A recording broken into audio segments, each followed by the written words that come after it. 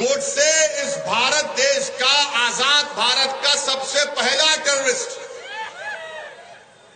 اور گوڈسے جب پیدا ہوئے تو ان کے ماں باپ نے ان کے ناک میں ناک کی بالی ڈالی اور کئی سال تک ان کو بچیوں کے کپڑے پہنائے، کیونکہ ان سے پہلے کئی بچے ہوتے تھے، انتقال ہو جاتا تھا۔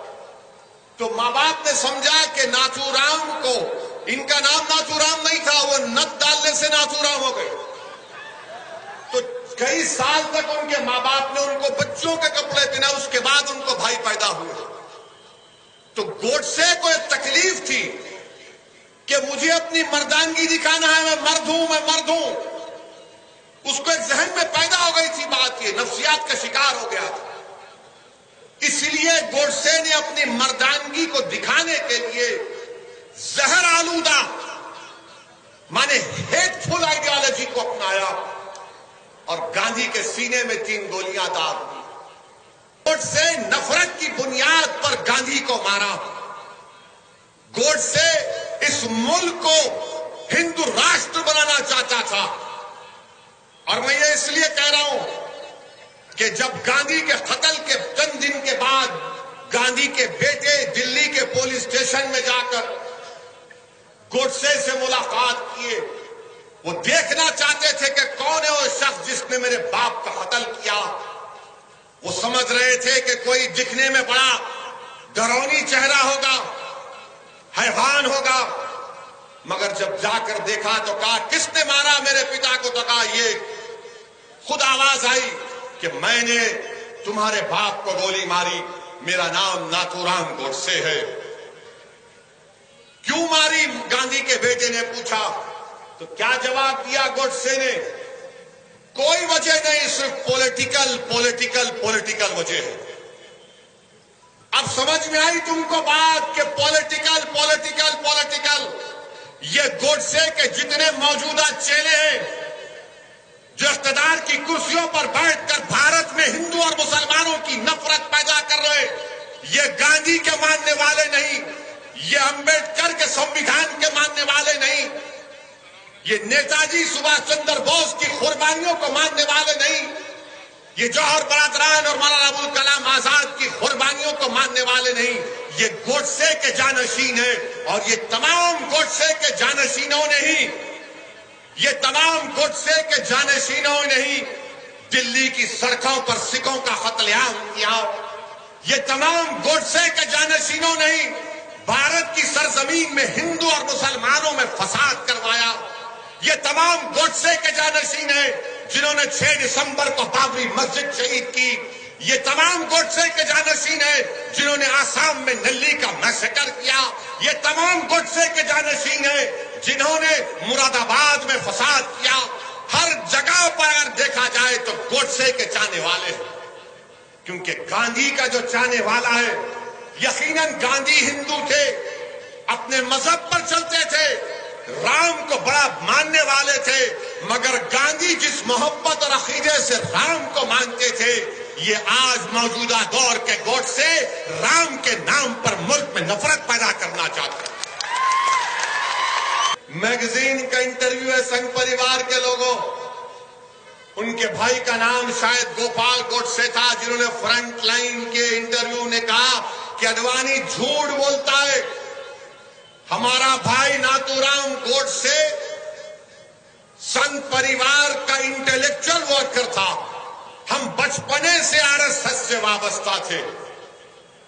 اور آپ کہتے نہیں، ارے کتنا نہیں بولیں گے، ہر چیز تمہاری سامنے ہے، اور تم یہ سمجھ رہے ہو کہ بلی اگر آنکھ بند کر کے دودھ پیتی ہے تو دنیا نہیں دیکھتی، دنیا جانتی ہے آپ کہاں سے آ رہے ہیں۔ جب ناتھو رام گوڈسے کو کورٹ میں پھانسی کی سزا دی گئی تھی تو کورٹ میں بیٹھنے والے وکیل اور لوگ رو رہے تھے، وہ سمجھ رہے تھے دیکھو کتنا بڑا دیش بھکت ہے گوڈسے، اس کو پھانسی کی سزا دے دی گئی۔ کیا آج تم نہیں دیکھتے نظارے وہ؟ کیا آج تم نہیں دیکھتے نظارے وہ کہ جو لوگوں کا قتل کرتے ہیں؟ رکبر خان کو راجستھان میں ایک شخص نے زندہ جلا دیا، ویڈیو نکالا، پھر کڑاڑی سے اس کو مارا، ویڈیو آج بھی ہے۔ جب اس شخص کو راجستھان کے عدالت میں لایا گیا تو اس کو جلوس کی شکل میں لایا گیا، جیسا لایا گیا کہ ان کے بہن کا شوہر تھا اور اپنے پہلے مرتبہ اپنے سسرال کو آ رہا ہے۔ کیا تم نے نہیں دیکھا، ہماری آنکھوں نے نہیں دیکھا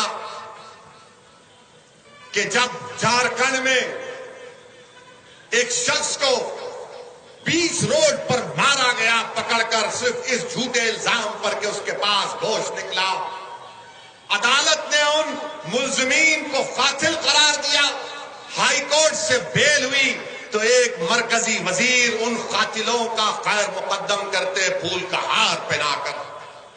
کیا تمہاری آنکھوں نے نہیں دیکھا کہ جب اخلاق کو مار دیا گیا اور اخلاق کے مارنے والے کے کیوں اس کی موت ہوئی تو سٹنگ منسٹر جا کر اس کے جنازے پر پھول چڑھاتا ہے؟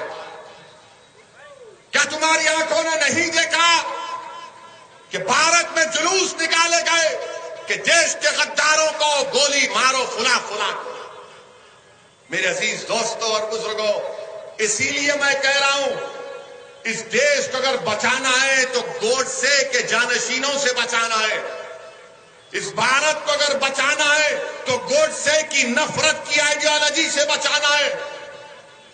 اور میں آج دیکھا ٹی وی پر ہمارے ملک کے وزیر اعظم پردھان منتری باپو کو خراج عقیدت پیش کرتے راج گھاٹ جا کر۔ کیا ہمارے ملک کے وزیر اعظم کو نہیں معلوم کہ جسٹس کپور کمیشن کی انکوائری آف رپورٹ میں بات کہی گئی کہ ساورکر کو کانسپریٹر تھے؟ بتاؤ کیا یہ جھوٹ ہے یا سچ ہے؟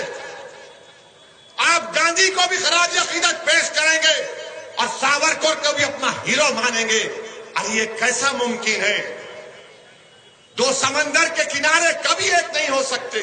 پھر سے ایک میڈیا کے لوگوں نے سوال کیا کہ 26 جنوری کے دن جو کچھ لال قلعے میں ہوا وہ شیمفل ڈے تھا۔ میں نے کہا بالکل صحیح ہے، نہیں ہونا تھا، ہم ہر تشدد کی اور وائلنس کو کنڈیم کرتے ہیں، مگر میں نے پوچھا کہ کیا 1960 کے دہے میں جب دلی کے پارلیمنٹ پر تمام لوگ آ کر حملہ کیے تھے کہ گائے کشی کے خلاف قانون بناؤ، ہندی کو زبان بناؤ، تو کیا وہ شیمفل ڈے نہیں تھا؟ تو اس میڈیا کے ذمہ دار نے کہا آپ کو یاد ہے؟ ملا بہت یاد ہے، ہم کو بابا آدم سے لے کر اب تک پوری تاریخ یاد ہے۔